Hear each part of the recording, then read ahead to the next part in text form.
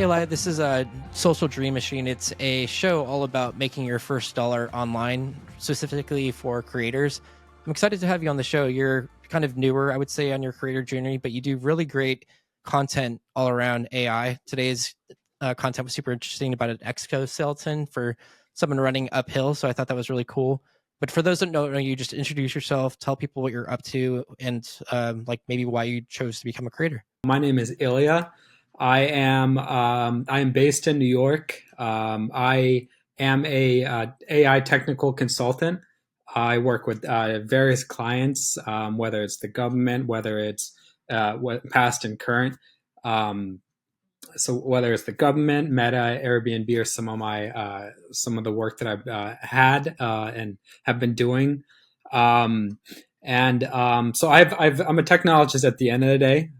Throughout my experiences, I've been in a variety of roles, lived in a number of different countries, um, and so what I'm doing now, from all this experience related to technology, is just building on that.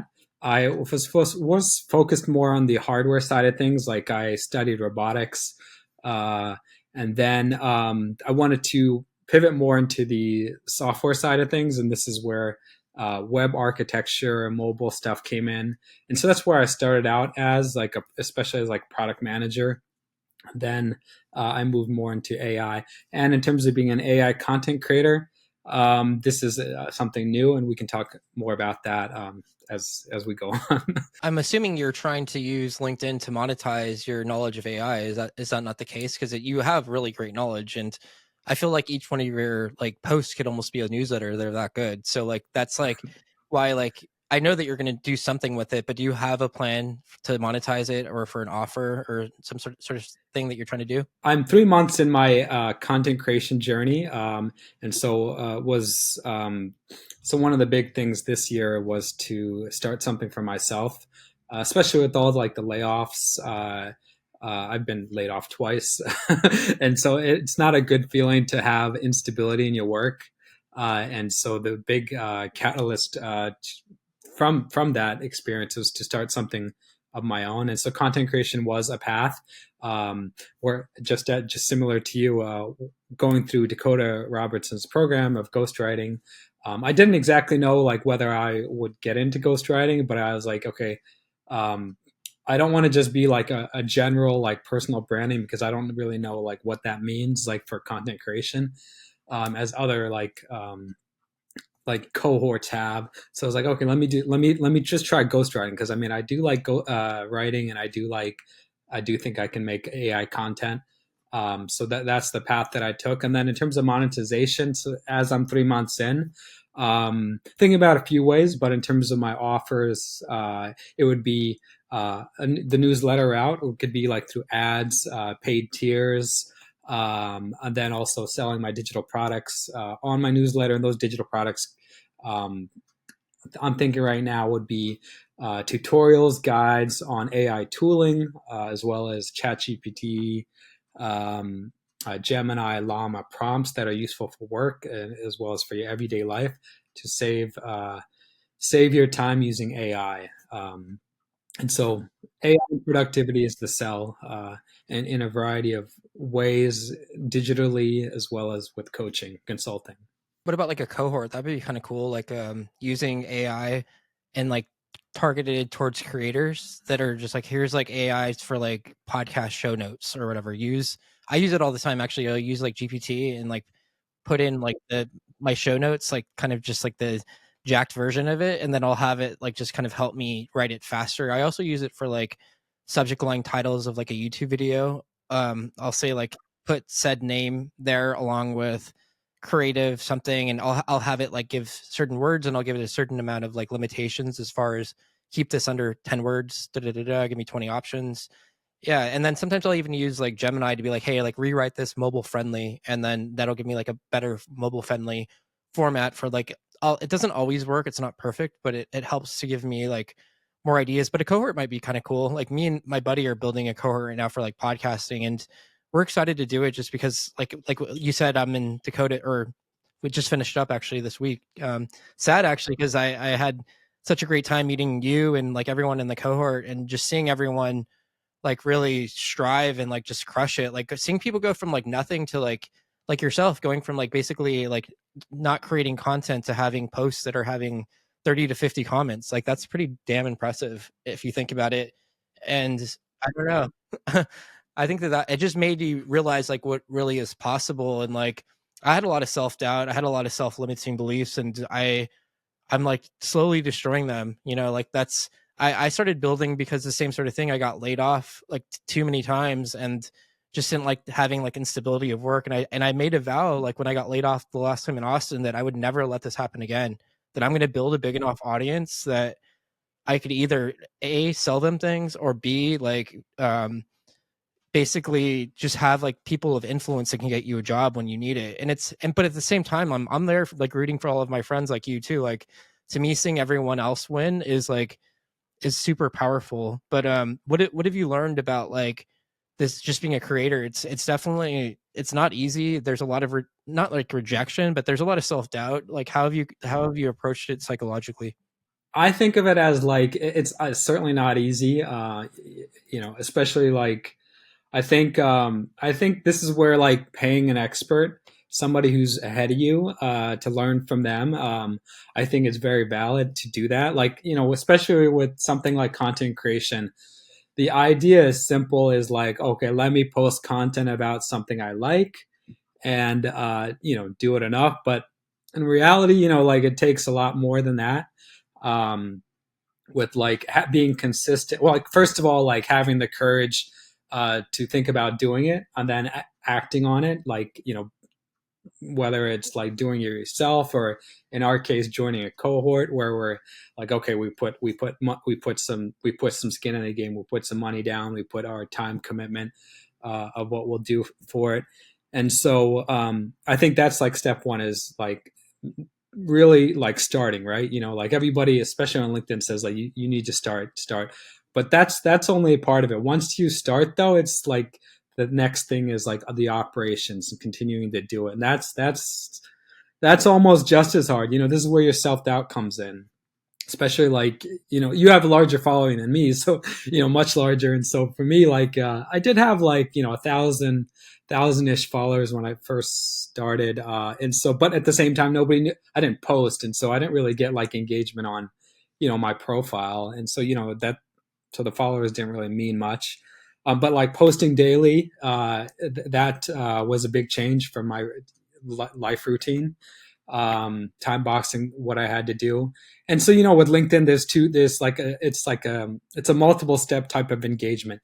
You got to create your content, or you got to create your content strategy. You got to actually create the content, like write it, and then when you post, so that's like a big part. And then the next part is engagement, right? Someone told me that to optimize for my buddy Connor Cook actually told me to optimize, I think it was Connor, for dwell time essentially. And I think that it makes sense. Like the longer someone spends on the post, because LinkedIn obviously wants people on the platform. Yeah, So yeah. like if the longer someone spends like on a carousel, because it's very like thought provoking and coming back to it, I think that that makes sense why that content does well. But like, what have you learned about like your, like, how do you approach your content strategy now? Are you doing like a carousel a week? Are you trying to weave storytelling into your messaging? Like, tell me a little bit about your strategy there. Do you do like a text post with a picture? Like, explain like maybe like daily. Like, do you have like a plan for each day, or kind of like a structure? As you know, like as part of Dakota's program, there's like the GAP framework, which is growth, authority, and personal types of posts. And Mm. so with the weekdays, I try to do at least like two growth posts, which is like um, talking about tooling, AI courses. And then the authority is like, this is like my background in terms of like, these are the how to's of how to do something, like how to use Mm. this tool, like, or chat GPT prompts. And then one of the other days on the weekday could be either like another authority or growth post. And then on the weekends, I do like a news type of post, which is like just also growth, but I do like tech insights or AI insights, like 5 insights on Saturdays. So that one's always like consistent in terms of exactly what I need to do. And then Sunday is a little bit more free for all. I try to do a personal story mostly, or something not so tech related. Um, and so that's like Sunday is a little bit more free, and so that's kind of like the schedule that I have for per week. And then in terms of the formatting, I mix it up. Whether I do a lot of carousels because that tends to perform well. I always try to have an image of some sort. I'm trying to have more images of myself. You do this well actually, with Mhm. your dog. And so and then also trying to get into more videos, and this is where you're inspiring me in this regard too, just trying to post more videos. I mean, I'm very beginner at it. There's a lot to that, with like short form video, how to edit, and then the next step is like what I would like to do, and also like something I definitely want, looking for some of the guidance that you have, is live events, in like AI, but then also other things like branding. You can be video editing, or it'd be great to have you as like a guest on the live editing or Oh, live that'd be event. fun. Yeah, I'd love to go on that with you. I actually just started a live event, live show recently with a girl from Jamaica named Jada Okay, Biggs. I'll Yeah, check it and out. she's really cool. Yeah, we're actually going live tomorrow at like 1 p.m. Okay. If you have time. But yeah, it's really fun because you end up getting people that wouldn't normally like you wouldn't normally interact with them because there's Right. something to a live event that it's like as the host, it's a little bit more nerve wracking. The first one I actually did was like a couple months back, or maybe like 5 months ago at the company I'd worked for now. It was actually with a guy named Anthony Sutarja, who was like, he had a venture backed AI company in the supply chain where they were like automating like truckload pricing, which was kind of unheard of, I guess, in that industry using like machine learning. So I Mm. actually interviewed Anthony a while back ago.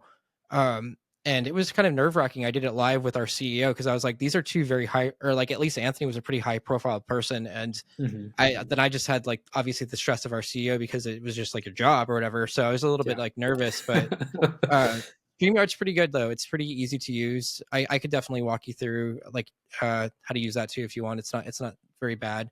I also recommend like the Rodecaster Pro too. That thing is really cool. It's this thing right here. Is that a tool or no? What is that? That's this thing. I don't know if you can see it. Oh, that's intense. I have no idea what that is. The other thing is this thing has like preamps in it and things like so to make your voice like more buttery and like broadcast sounding. Mm. Another advantage too is like you could solo like each one of these channels and like let's just say a plane flies by, I could like mute like in your talking, I can mute my channel essentially so that no noise is picked up from like the microphone. So there's all Oh, sorts of stuff like here. But they actually make another one too. It's like a miniature version of it. yeah. These things like this is a whole new world for me. I have no idea.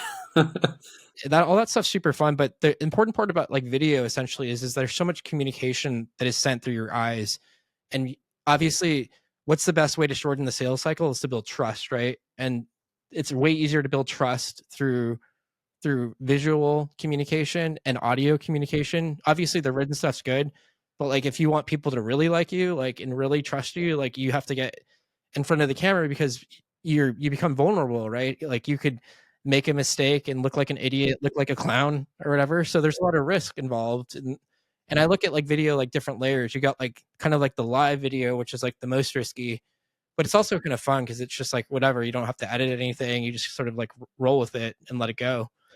But then like the edited version is more like storytelling because then you can get like amped up in the beginning with music, and if you want to get like super creative you could put like sound design throughout the whole episode essentially to make it like completely different.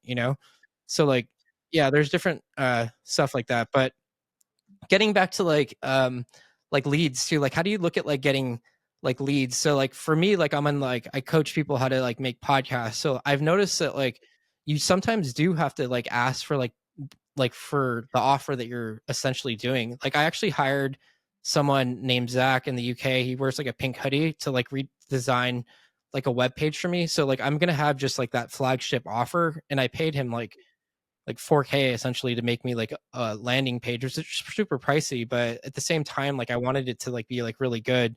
And he makes landing pages just specifically for creators. So after I'm done with that, I plan on like maybe launching some ads to it. So that's kind of like my strategy. And I also think that you need one thing I notice is I think that people need like one flagship offer is what I'm realizing. Like too many people have too many scattered things. Like I obviously have like my newsletter too, and like but I outsource it to someone because I know that I don't have like time. I still edit it at the end of the day, but the 90% of the work is done by like my friend Rochelle.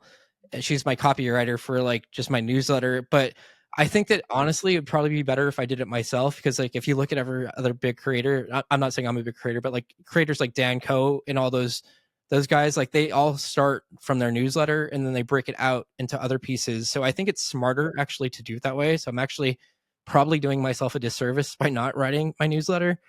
But I don't know, like how are you thinking about your newsletter also, and like how do you look at that? Are you looking at like a vehicle for like safety from an algorithm from getting an email address? Eventually I do want to go into other platforms besides LinkedIn. Ideally, maybe the next one is YouTube because I do want to get into more video creation. I think that's something that just like some of those reasons that you said is uh, the building building credibility and authority perhaps faster. At least that's the idea with video. And so with the algorithm is with the newsletter also you can dive deeper with like LinkedIn. The post like they do have, you've probably heard of it, they have like a LinkedIn newsletter, but apparently most of the top creators don't use it, and I do Hmm. use it, but I use it like once a month. While email newsletter, some people do it even daily, which I think that's too much. But a weekly newsletter to build up my audience, more specifically my audience. I mean, I'm just starting, so I don't have that many subscribers, but it's for the algorithm, but then also to post more content, more deeper content um, that's related to my audience.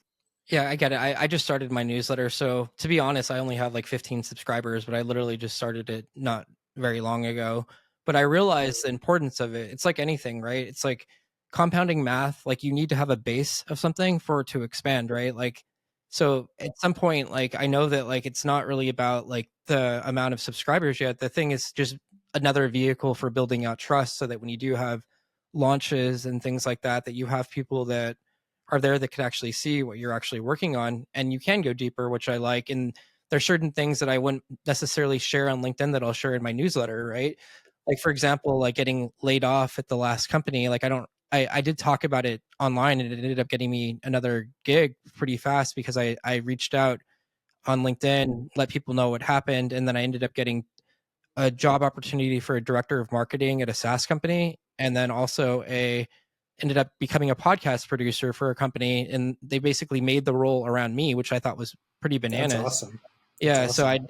yeah, but just from the power of content, right? So like that's Yeah. like anyone could do this. It's like one of those things where it's not there's no secret sauce, there's no like special ingredients. I mean, I think that they're it's showing up and like being vulnerable, and it is terrifying. Like Mm. I'm actually like a this is not I love talking to people, but honestly, it took me a long time to get comfortable like just being in front of a camera, for example. Like it just was never my thing. So I think to some sort of degree that there is like a correlation between the amount of like risk you take and the amount of like putting yourself out there to your success. It is hard, like starting something for yourself as opposed to going to a 9 to 5 job where, a lot of things are taken care for you, you know, uh, at the cost of like, it's not actually your work or not actually you don't have that much ownership of the work.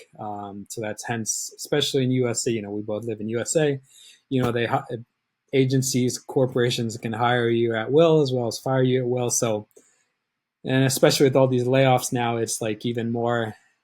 It almost feels like it's riskier to just not do something else than for yourself, at least on the side, right? So that's it's interesting how the market works. Multiple streams of income just for safety. Mm. Like after getting Yeah, laid off when I was in Austin, I was like, I'm never gonna let this happen again. Like right. I It's said to terrible. myself, like I'm gonna build like 10,000 followers so that if I ever get laid out by someone for some stupid reason, that Yeah, someone will pick me up. yeah. And the strategy seems to work. So I think that as we continue to grow, like we just become safer essentially as our following and influence becomes more impactful for the market, which is great news because that just means that the harder you work and the more like authority you build, the easier your life is going to become after you Mhm. just get good at like mastering these things. But I'd like to know your thoughts too, like around like money. Like I think I had some self-limiting beliefs around money just because I didn't Mhm. like I had like this weird self-limiting belief that I didn't want to feel like a dirty car, like used car salesman. No disrespect to car Selling salesmen or stuff. yeah, just like yeah, just like exchange of value and selling things and like having to be like, dude, like this is just what it cost. Or I don't know. It's just one of those things. Certain people like to like just give you a hard time for like charging a certain amount of money and like make you want to feel bad or whatever, or guilty or something like that. So I think that to some sort of degree, I need to get over some self-limiting beliefs around money that I'm trying to discover what those are still. And I don't know. I think that money in my own family for a bit also like caused some contention and like some problems in our family.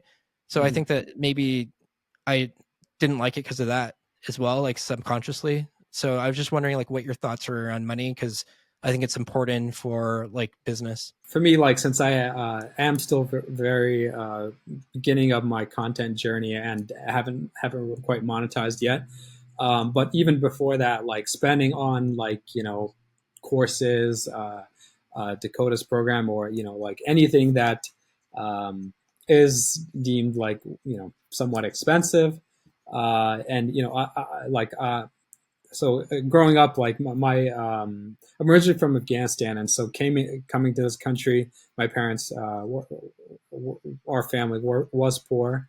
Come to this country with $10, Yeah. and so just working these like blue collar jobs like McDonald's. My dad had to do that as well as my mom was a waitress, and so can seeing their struggle and them raising three kids.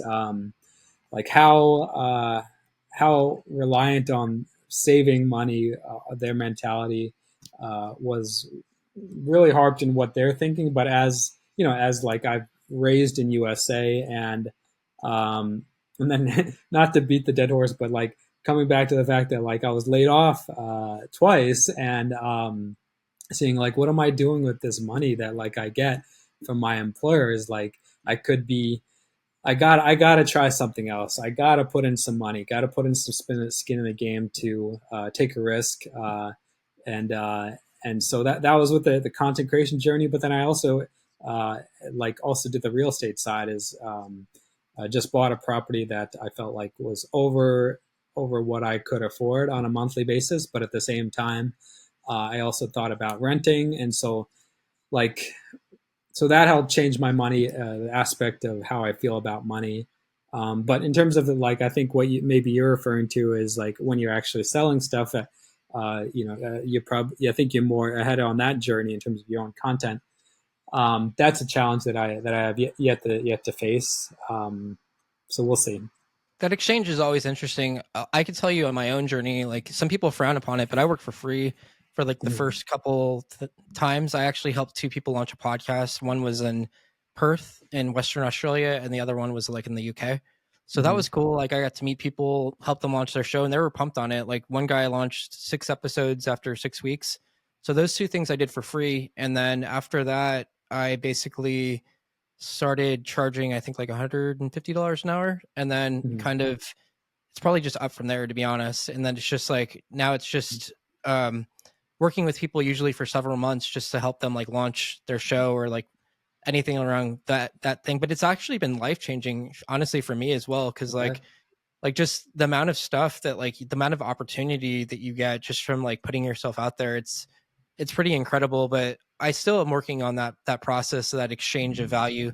Some people have told me that like just as long as you feel that you're giving the person like 10x what they're paying, they Mhm. should be okay with it. And I think that the way I look at it is like a podcast, it's transformational because it's like when you create something like that, like you're creating something that helps the market like in a different format.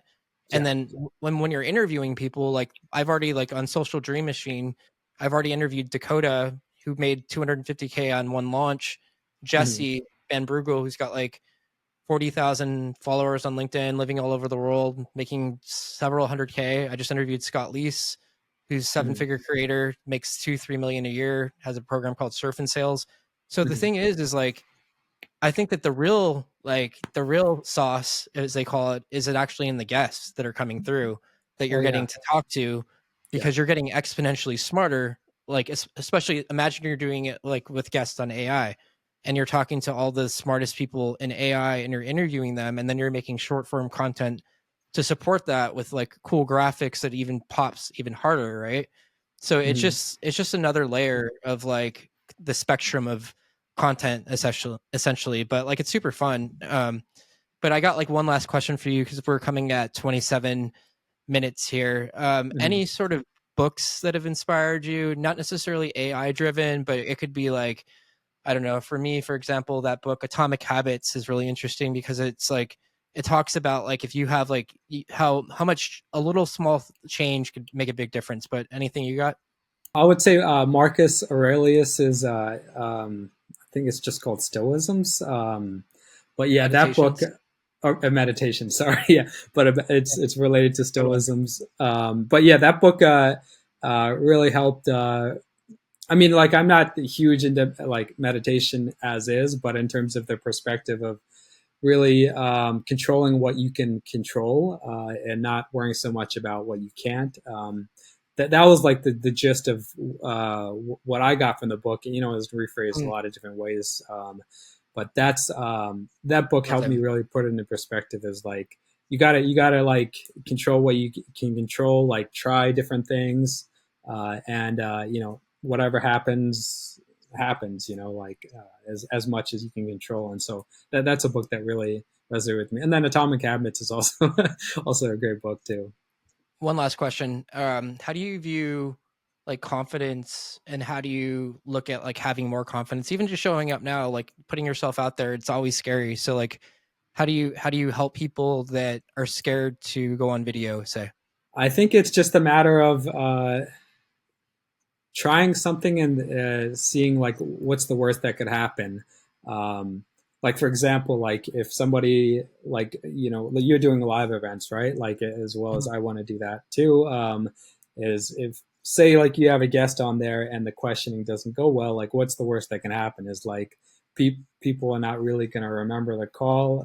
You know, whoever does attend, and so like you try to think of it as the worst case scenario, and usually it's not, and almost always it won't be that bad. And so I think for me, like you know, I'm not experienced on video, but that's something I don't think it takes. I think it's just a mindset thing. Is just think about the worst case thing, and it won't be as bad as you think when you actually do it. Yeah, that's fair. Where do we send people if they want to follow you on LinkedIn and anything else? Any other places you want to send people? Just for now, my LinkedIn profile, and yeah, so it's just my name, and then through there you can see like the type of content I make related to AI and technology, and then it has a link to my newsletter. So please look into it. And thanks so much for your time, Jeremy. Yeah, of course. Definitely subscribe to Elia's newsletter and his LinkedIn content because it's super good. I follow it daily. All sorts of tips on AI content and GPT and all sorts of stuff that I've never even seen, which is really cool. He definitely knows his stuff. Thanks so much. Thank you.